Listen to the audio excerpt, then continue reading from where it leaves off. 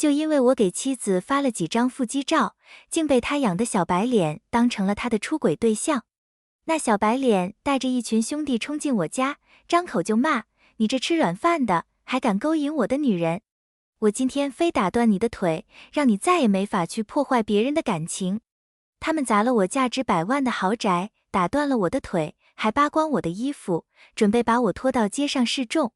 看到助理赶来，我强撑着一口气说：立刻办离婚，让蒂芙尼净身出户，把他花在那废物身上的钱一分不差全要回来。他敢背叛我，我要让他们生不如死。我正在上班，突然接到小区物业的电话，说有人在撬我家的门。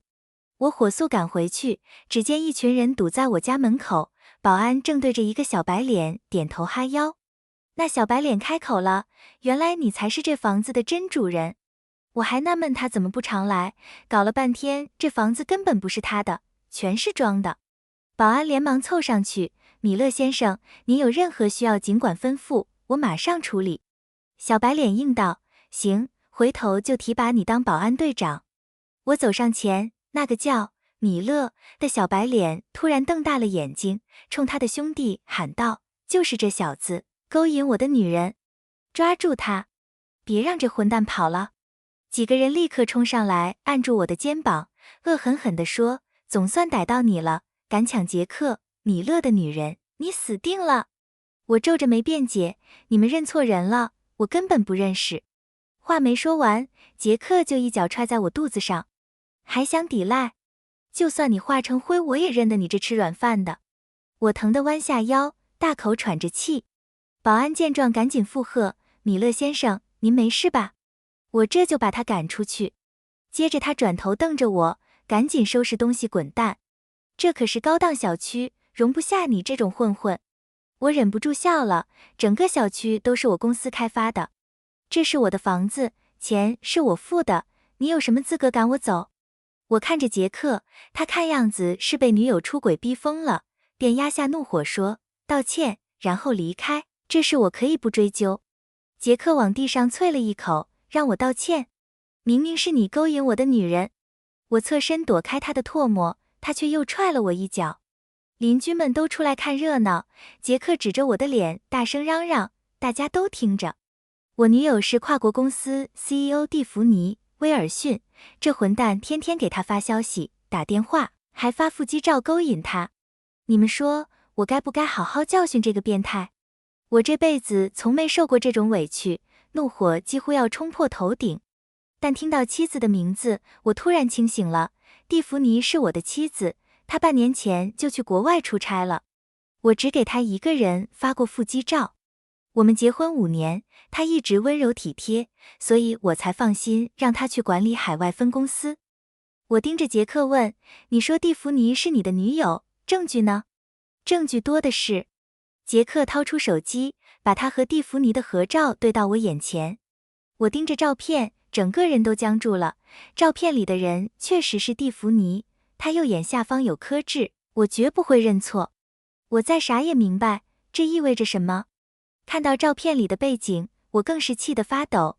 我担心蒂芙尼在国外吃不好睡不好，特意给她买了别墅，还雇了厨师，结果她竟用我的钱养别的男人。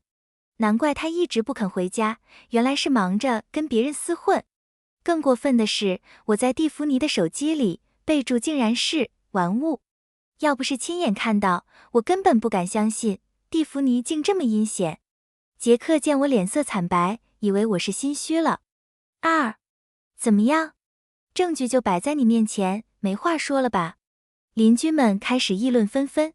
真讨厌小三，把好好的家庭都毁了，就该受惩罚。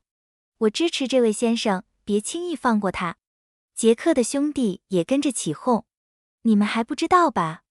他就是靠脸吃软饭，专骗富婆的钱。看着人模狗样的，没想到这么恶心。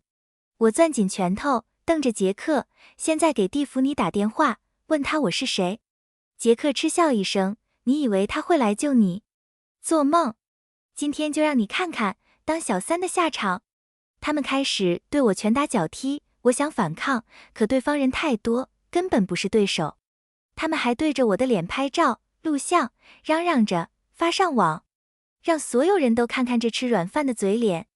我躺在地上，意识都快模糊了，却还是咬着牙说：你们会后悔的。杰克一脚踩在我头上，像对待垃圾一样，都这样了还嘴硬。这才只是开始。他抓过我的手，用我的指纹打开了家门。看到屋里豪华的装修，他的兄弟们都看直了眼，这小子靠卖身体赚了不少啊，把这里全砸了。他们开始疯狂打砸，连我和蒂芙尼的合影相框都被扔在地上。我没有阻止，只是冷冷地说，我家的东西都很贵，砸之前想清楚。我指着杰克手里拿的玉摆件，那个值几百万，你赔得起吗？杰克动作一顿，明显犹豫了。他的兄弟却怂恿道，这破玩意儿能值几百万？你想吓唬我们？就算是天价古董又怎么样？还不是他靠陪女人赚来的。我们这是替天行道，他就是个吃软饭的，根本没本事赚钱。这些东西都是你女人买的，他的钱就是你的钱，砸了也不用赔。杰克听了，立刻点了点头，拿着玉摆件就往我头上砸。剧痛传来，温热的液体顺着额头流下来，我伸手一摸，全是血，又气又疼，我浑身都在发抖。有邻居忍不住劝道，你们这样是不是太过分了？杰克的兄弟根本不在意，过分什么？这种人就该教训，不然他还会去破坏别的家庭。我们这是在做对的事，法律治不了他，他就以为自己能为所欲为。我们这是替受害者报仇。杰克也对着邻居说，我这是帮你们，不然他下次说不定就去勾引你们的妻子了。我想拿手机报警，杰克却一把抢过手机砸了，你一个小三还敢报警？我才是蒂芙尼的丈夫，你才是那个小三。我反驳道。一个男人立刻一拳打在我脸上，还想倒打一耙，从没见过这么无耻的人。我们又不傻，别在这撒谎了。我看着这群蠢货，冷笑道，我和蒂芙尼的结婚证就在卧室里，你们自己去拿。杰克冲进卧室，果然翻出了结婚证。看到结婚证上的名字和照片，他的兄弟们都惊呆了，难道我们认错人了？他不是第三者。再仔细看看，这结婚证是真的吗？我以为他们终于要意识到自己犯了错，可杰克竟直接撕碎了结婚证，还用手指戳着我的额头骂，你这吃软饭的，以为伪造个结婚证就能骗人了？我和我女人是青梅竹马，她是什么人我最清楚，你骗不了我。蒂芙尼以前跟我说，她结婚前从没谈过恋爱，现在想来真是可笑。她从头到尾都在耍我。他的兄弟也跟着帮腔，现在的小三真是越来越嚣张了，连结婚证都敢伪造。他女友可是蒂芙尼·威尔逊，这小子为了钱什么都敢干，伪造证件是犯法的。我平时做人低调，认识我的人不多，而蒂芙尼作为海外分公司的负责人，虽然经常接受采访，却只是个挂名的傀儡。他们不知道，我和蒂芙尼签过婚前协议，如果他出轨，就必须净身出户。杰克的兄弟认定结婚证是假的，闹得更凶了。他们锁上门，继续打砸，我家很快就变成了一片废墟。我的古董、名画，还有各种贵重物品，全被砸得稀碎。算下来，损失至少有600万。可他们还没停手，有人提议，不如把房子烧了，让他一无所有。杰克迟疑了，烧了？怕什么？这房子是他靠女人买的，现在是你的女人，这房子也该是你的，烧了也不可惜。我大喊，你们疯了吗？杰克一拳打在我脸上，闭嘴！我知道这房子是他买给你的，今天我就把它烧了。我笑了，在他们眼里根本没有法律可言。我警告你们，现在停手还来得及，不然你们迟早要跪地求我。杰克不听，点燃了窗帘，又把我推倒在地，把他的衣服扒了，拖出去让所有人看看，让大家都知道他是个小三。他们开始撕扯我的衣服，我找准机会，用头狠狠撞向杰克的下巴，他痛得倒在地上。保安赶紧上前，米勒先生，您没事吧？快擦擦！杰克爬起来，怒吼道，给我往死里打！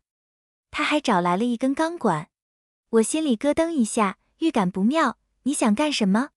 我想往后退，却被他们死死按住。干什么？当然是打断你的腿，让你再也没法去破坏别人的感情。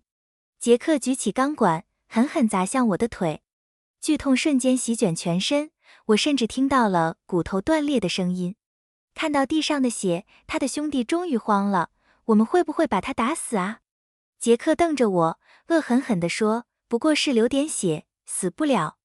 我疼得说不出话，而火势已经开始蔓延。邻居们见状，赶紧打了119和110。消防车和警车很快赶到，杰克一群人终于安静下来。我的助理冲了进来，看到躺在地上的我，吓得脸色惨白。海耶斯先生，我强撑着最后一口气，对他说，立刻办离婚，让蒂芙尼净身出户，把他花在那废物身上的钱一分不差全要回来。他敢背叛我，我要让他们生不如死。